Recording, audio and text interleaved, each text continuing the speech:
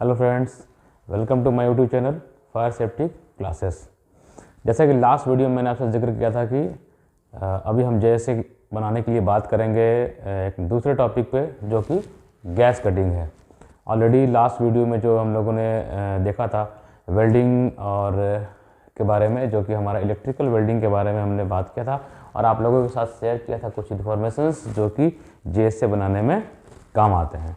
तो चलिए आगे आज हम लोग बढ़ते हैं इस वीडियो को कंटिन्यू करते हुए, जिसमें मैंने ऑलरेडी आपसे कहा था कि गैस कटिंग के बारे में हम लोग बात करेंगे। दोस्तों, गैस कटिंग का जो वर्क है, जो हमारी इंडस्ट्री में काम किया जाता है, जो कि काफ़ी इम्पॉर्टेंट है और काफ़ी क्रिटिकल एक्टिविटी है।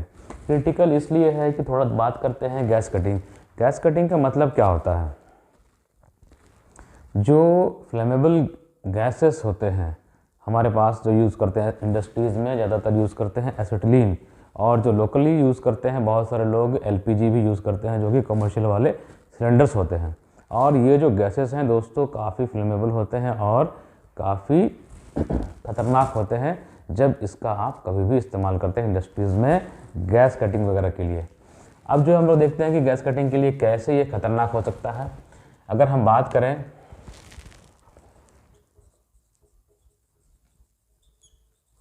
एसिटिलीन और एलपीजी, ज़्यादातर इंडस्ट्रीज़ में एसिटिलीन गैस का प्रयोग करते हैं, क्योंकि एसिटिलीन गैस जो है ऑक्सीजन के मिक्सचर के साथ जब ये बर्न करता है तो काफ़ी जल्दी टेम्परेचर राइज करता है और मेटल को कटिंग या फिर मेल्ट करने के लिए काफ़ी उपयोगी होता है और कम गैस का खर्च करके एसिटिलीन गैस से अच्छी क्वालिटी का वर्क मिलता है।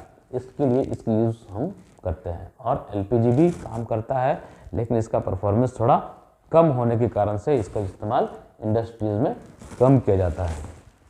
आइए हम बात करते हैं कि इसके हैज़र्ड्स। जो अगर हम गैस कटिंग का अगर वर्क कर रहे हैं तो इसमें क्या क्या हैज़र्ड्स हो सकते हैं, इसमें किन किन खतरों का सामना करना पड़ सकता है अगर आपके वर्कर्स जो हैं इसका काम कर रहे हैं इलेक्ट्रिक गैस कटिंग का, तो इसमें क्या क्या खतरे हो सकते हैं। आइए हम लोग देखते हैं। जैसे फायर, आग, एक्सप्लोजन, किसी भी तरह का सिलेंडर का फटना, बैकफायर्स। बैकफायर्स मीन्स आगे डिस्कशन करूंगा तो मैं शेयर करूंगा आपसे। Flashback, health hazard, heat and burn, eye injuries, exposure to dangerous gases and fumes. Actually क्या होता है दोस्तों कि आपने यहाँ तक देख लिया होगा, बैकफायर्स का मतलब ये होता है कि आग जो है रिवर्स आता है। कहाँ? टॉर्च की तरफ, बट टॉर्च से वो पीछे, जो वेल्डिंग टॉर्च होता है उससे वो पीछे नहीं जाता है सिलेंडर्स की तरफ। फ्लैशबैक, जो फ्लैशबैक जो होता है ये टॉर्च से निकल करके सिलेंडर की तरफ पीछे जाता है और ब्लास्ट होने का चांसेस उसमें ज़्यादा होता है। इसलिए हम लोग इस पर बात करेंगे। थोड़े एक्स्ट्रा प्रिकॉशंस भी मैंने लिख रखे हैं पहले से, ताकि आपका समय कम से कम यूज़ हो और टाइम वेस्ट ना करते हुए हम इस चीज़ को समझ सकें। आपको मैं बता सकूं कि आप किन किन प्रिकॉशंस को इस्तेमाल करके इसमें आप अपने साइट को सुरक्षित कर सकते हैं। खासकर जो न्यू कमर्स होते हैं उन्हें जेएस से प्रिपेयर करने में बहुत समस्याएँ आती है। खासकर जो बच्चे यूपी स्टेट बोर्ड से पास करके गए हैं, बिहार स्टेट बोर्ड से पास करके गए हैं, या फिर वो किसी भी स्टेट बोर्ड से पास किया है और वो हिंदी मीडियम से पढ़ाई कर रहे हैं, तो वो इस वीडियो को देख करके बहुत ईजिली समझ सकते हैं कि उनके साइड पे जेएसए का प्रिपरेशन या फिर किसी भी तरह का रिस्क असेसमेंट है या फिर किसी तरह का ऑडिट्स है, किसी तरह का इंस्पेक्शन है, उसको आप इजीली इस वीडियो को देख करके बहुत आसान तरीके से समझ सकते हैं। तो आइए हम लोग बात करते हैं इसके क्या क्या इम्पैक्ट्स हो सकते हैं। जैसे आपका burn, injury, fatal, loss of consciousness. Burn का मतलब दोस्तों जलन होता है, जल जाना। इंजरी, किसी भी तरह का मटेरियल से हैंडलिंग करते वक्त आपका चोट लग जाना। फैटल, अगर एक्सप्लोजन होता है वहाँ पर ब्लास्ट होता है तो फैटल होने के चांसेस पूरे होते हैं। और लॉस ऑफ कॉन्शसनेस, अगर बंदा वहाँ पर वेल्डिंग का काम कर रहा है, गैस कटिंग का काम कर रहा है, गैस वेल्डिंग का काम कर रहा है, तो मैक्सिमम हीट मिलेगा वहाँ। अगर लोकेशन पर अगर मैक्सिमम हीट है दोस्तों, उस वक्त जो है बंदा अनकॉन्शियस भी हो सकता है, बेहोश भी हो सकता है। ठीक है, तो इसके लिए क्या क्या प्रिकॉशंस लेने हैं आइए हम लोग बात करते हैं।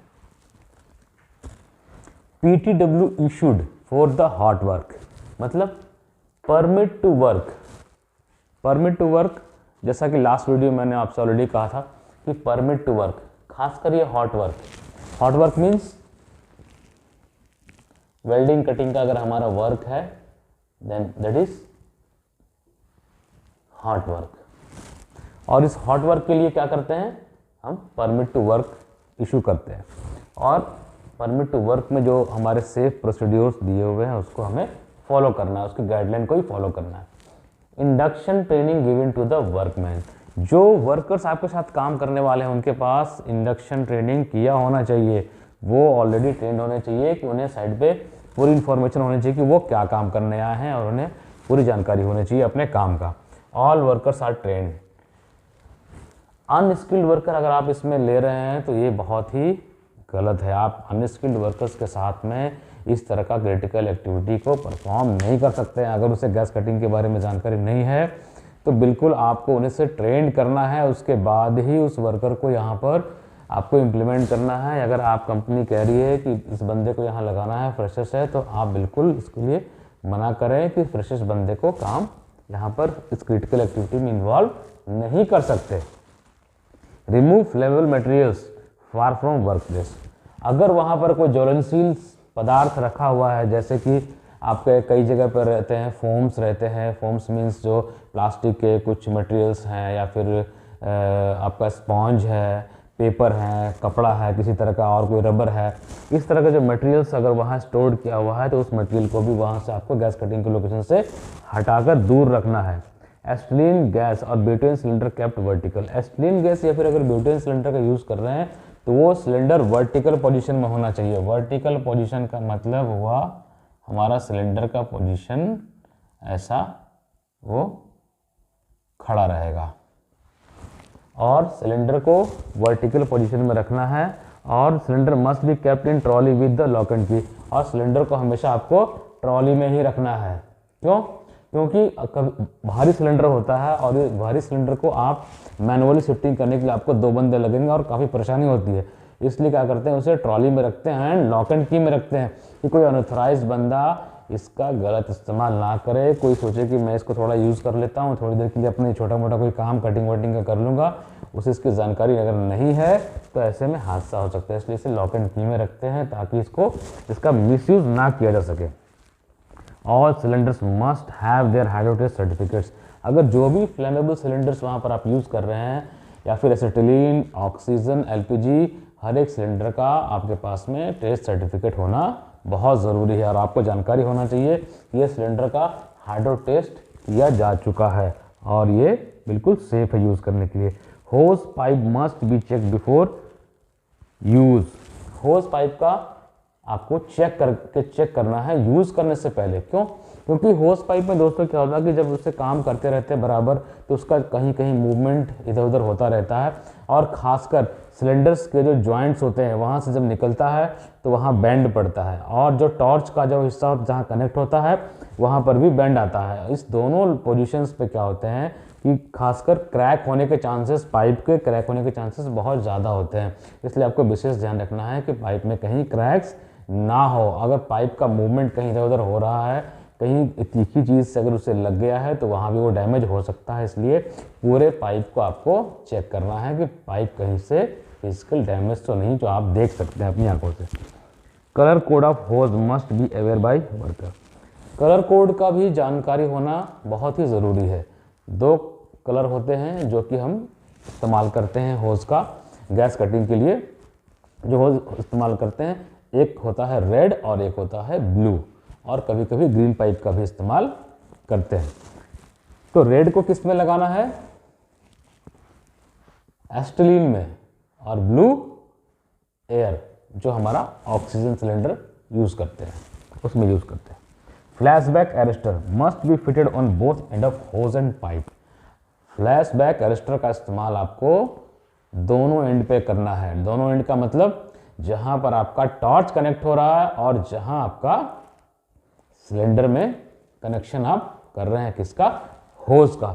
दोनों एंड पे देने से क्या होता है, ये होता है कि ये आप अपने साइड को बिल्कुल सेव कर लेते हैं और बिल्कुल आपके अगर एक जगह से कहीं अगर स्लिप हो गया, फ्लैशबैक अगर ये जो बैक फायर है या फिर जो फ्लैश बैक अगर हो गया इन केस, तो अगर एक जगह टॉर्च पे ना रुके तो सिलेंडर पे जाके कम से कम वो रुक जाए। अगर ये नहीं रुका, क्योंकि दोस्तों क्या होता है कि जो फ्लैशबैक अरेस्टर होता है that is a device made by human body, ये कभी भी फेल हो सकता है। इसलिए एक जगह से ना लगा करके हम दोनों एंड पे लगाते हैं, ताकि अगर एक फेल भी हो तो दूसरी जगह पे वो फायर अरेस्ट हो जाए और बड़ा हादसा होने से टल जाए। Welding torch must be check before use. कई बार दोस्तों क्या होता है कि वेल्डिंग टॉर्च भी अगर डैमेज होता है तो उसकी वजह से भी एक्सीडेंट के चांसेस बढ़ जाते हैं। In the sense welding torch में कई बार यूज़ करते करते हाई प्रेशर की वजह से क्रैक्स आ जाते हैं, उसकी अगर प्रॉपर हैंडलिंग नहीं हुई तो उसकी वजह से भी कहीं वो फिजिकल डैमेज होता है, गैस का लीकेज हो सकता है और एक्सीडेंट के चांसेस बढ़ सकते हैं। इन द सेंस मतलब ये है एक्सीडेंट के चांसेस मीन्स फायर हो सकता है। सडनली आपको वेल्डर को पता नहीं है, उसने गैस के लिए नॉब खोला और वो नॉब कहीं से क्रैक है और वो बंद नहीं हो पा रहा, सडनली कहीं से स्पार्क मिला और वो आग लग गई, ऐसा भी हो सकता है। इसलिए क्या है कि हमें वेल्डिंग टॉर्च को भी चेक कर लेना बहुत ज़रूरी है। Check the leakage of high pressure hose. High pressure hose का लीकेज को आपको चेक कर लेना है। कैसे चेक करते हैं? सिंपल वे, जैसे टायर पंचर वाले करते हैं, हवा भर देते हैं ट्यूब में और उसके बाद उसको पानी में डालते हैं। सेम एज एयर प्रेशर को खोल देना है और टॉर्च के साइड से बंद करके आप उस पर सोप सॉल्यूशन का इस्तेमाल करते हैं, तो जहाँ पर भी अगर डैमेज होगा, क्रैक्स होंगे, लीकेज होगा, पिन होल होंगे, तो वहाँ बबल्स निकलने स्टार्ट हो जाएंगे और आप पाइप को रिप्लेस करके नया पाइप वहाँ डाल सकते हैं। Adequate ventilation to be provided. जहाँ पर वेल्डिंग का काम कर रहे हैं, गैस कटिंग का काम कर रहे हैं, इन सब जगहों पे क्या होता है दोस्तों कि बहुत ही स्मोक निकलता है और स्मोक निकलने की वजह से ये जो डेंजरस स्मोक होता है ये वर्कर्स को, जो वेल्डर हमारे जो काम कर रहे होते हैं, उनको काफ़ी नुकसान पहुंचाता है। और इससे क्या हो सकता है, जैसा हमने लिखा था, कॉन्शसनेस, वो बेहोश हो सकता है। अगर प्यूरिफाइड एयर उसे नहीं मिला तो क्या हो सकता है, वो बेहोश भी हो सकता है। इसलिए वहाँ पर वेंटिलेशन का होना बहुत ज़रूरी है। Good illumination at work place. जहाँ पर ये काम हो रहा है वहाँ पर क्या होना चाहिए, इल्यूमिनेशन, भरपूर रोशनी होनी चाहिए। अगर भरपूर रोशनी, नेचुरल लाइट्स नहीं मिल रहे हैं तो आपको आर्टिफिशियल लाइट का व्यवस्था वहाँ करना है और करवाना है, ताकि जो वर्कर वहाँ काम कर रहा है वो बिल्कुल सेफ तरीके से काम कर सके। Working surface must be dry. जहाँ पर ये काम हो रहा होता है, गैस कटिंग का अगर काम हो रहा है, दैट इज़ क्रिटिकल एक्टिविटी। और इस क्रिटिकल एक्टिविटीज़ में अगर कहीं बंदे का पैर फिसल गया, आपका जो सरफेस है अगर ड्राई नहीं है, तो वहाँ पर उसे फिसल के गिरने का चांसेस बहुत ज़्यादा होता है और एक्सीडेंट के चांसेस भी बढ़ जाते हैं। ऐसे केसेस में क्या होता है कि बंदे को काफ़ी नुकसान हो सकता है, वहाँ एक्सीडेंट होने के चांसेस पूरे हैं। And area barricaded. अब आते हैं हम कुछ फिजिकल प्रिकॉशंस के ऊपर, जैसे area barricaded. Area barricaded, area जो है, जहाँ एरिया मीन्स जो वर्क प्लेस है जहाँ पर गैस कटिंग का काम हो रहा है, वो लोकेशन आपका बैरिकेडेड किया होना चाहिए। मीन्स अगर रिक्वायर्ड है तो हार्ड बैरिकेड्स, अगर रिक्वायर्ड नहीं है तो soft barricades. Display signages, signages को डिस्प्ले करना।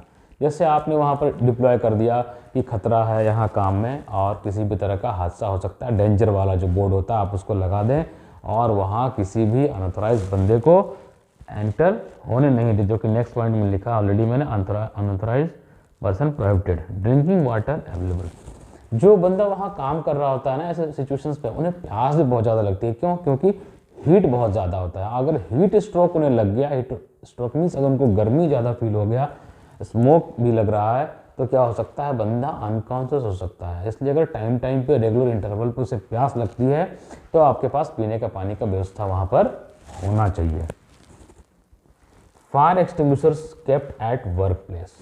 जहाँ पर बंदा काम कर रहा है, ऐसे हॉट वर्क का वर्क आपका कहीं भी चल रहा है, तो आपको वहाँ पर क्या डिप्लॉय करके रखना है, आपको फायर एक्सटिंग्विशर दोस्तों वहाँ हमेशा अवेलेबल रखना है। और ये ध्यान रखना है कि फायर एक्सटिंग्विशर आपका चार्ज होना चाहिए। आप वहाँ पर ऑलवेज हमेशा ध्यान रखें कि अगर आप फायर एक्सटिंग्विशर रखते हैं तो फायर एक्सटिंग्विशर आपका स्टोर्ड प्रेशर ही रखें, ताकि आपको पता चलता रहे कि इस फायर एक्सटिंग्विशर में हमारे पास में चार्ज है, ये यूज़ कर सकते हैं। अगर वो उस पर गैस रिलीज़ हो जाएगा, अगर आप कार्ट्रिज वाला रखते हैं, आपको नहीं पता चल पाया 10 दिन में, 15 दिन में या फिर 20 दिन में, कभी कभी कार्ट्रिज लीक भी हो जाता है, पता नहीं चल पाता, तो अगर ऐसे में यूज़ करेंगे तो वो वहाँ पर आपका फेल हो सकता है, इसलिए स्टोर्ड प्रेशर का इस्तेमाल करेंगे। Welder must wear his PPs, जो वेल्डर है वो अपना पीपीज जो है उसे पहन के काम करे। पीपीज मतलब पर्सनल प्रोटेक्टिव इक्विपमेंट्स, जैसे कि eye protector, hard hat, eye protector आंखों का जो प्रिकॉशंस है, hard hat, nose mask, apron, hand sleeves, chest guard, safety shoes etcetera. ये सब चीज़ें ऐसी हैं कि जो कंपनी प्रोवाइड करती है। जहाँ पर भी आपका हॉट वर्क चलता है, कंपनी हर तरह के पीपीज प्रोवाइड करती है, और आपके वर्कर्स को ये हमेशा ध्यान देना है कि आप इसे पहन करके रखें। आप उनको पूरा गाइडलाइन करें कि अगर आप पहन कर नहीं काम करेंगे तो आपको किन किन कठिनाइयों का सामना करना पड़ सकता है और आपके साथ किस तरह के हादसे हो सकते हैं। दोस्तों, हमेशा हम लोग यही चाहते हैं एज ए सेफ्टी प्रोफेशनल कि कभी भी आप या हम कहीं किसी साइड पे मौजूद हो, कहीं भी कोई काम हो रहा हो, तो वहाँ पर किसी भी तरह का कोई हादसा ना हो। और अपनी साइड को आप सुरक्षित करने के लिए आप बिल्कुल आसान तरीके से, बिल्कुल मैंने इसे सिंपल लैंग्वेज में लिखा है, अगर आप इस स्टेप्स को फॉलो करते हैं तो बिल्कुल आसान तरीके से आप जैसे बना लेते हैं और रिस्क असेसमेंट बना लेते हैं। अगर आपके परमिट्स में अगर ऐसे दिए हुए हैं कि फॉर्मेट्स कि भाई आपको रिस्क असेसमेंट या चेकलिस्ट भरना है, तो आप इन सब पॉइंट्स को ध्यान में रखते हुए चेकलिस्ट वगैरह को आसानी से भर सकते हैं और अपने साइड को सेफ बना सकते हैं। तो दोस्तों, अभी इस वीडियो को मैं ख़त्म करता हूँ। नेक्स्ट वीडियो में मैं आपसे शेयर करूँगा लिफ्टिंग ऑपरेशन के बारे में, कि अगर लिफ्टिंग का वर्क करते हैं तो आपको क्या क्या प्रिकॉशंस रखने हैं, उसके रिगार्डिंग भी सेम इसी तरह के प्रोसेस में आपको कंट्रोल मेजर्स और पूरा JSA का फॉर्मेट बनाकर बताता हूँ। सो कंटिन्यू बने रहिएगा हमारे चैनल के साथ में, और आपको अगर पसंद आए तो लाइक, कमेंट और शेयर करना ना भूलें दोस्तों, ताकि आपके जानने वाले दोस्त हैं, भाई हैं, उनको जो हेल्प हो सके वो आप करें, ताकि वो अपने साइड पर इन सब चीज़ों का इम्प्लीमेंटेशन करने में उनको कोई कठिनाई ना हो। Thank you.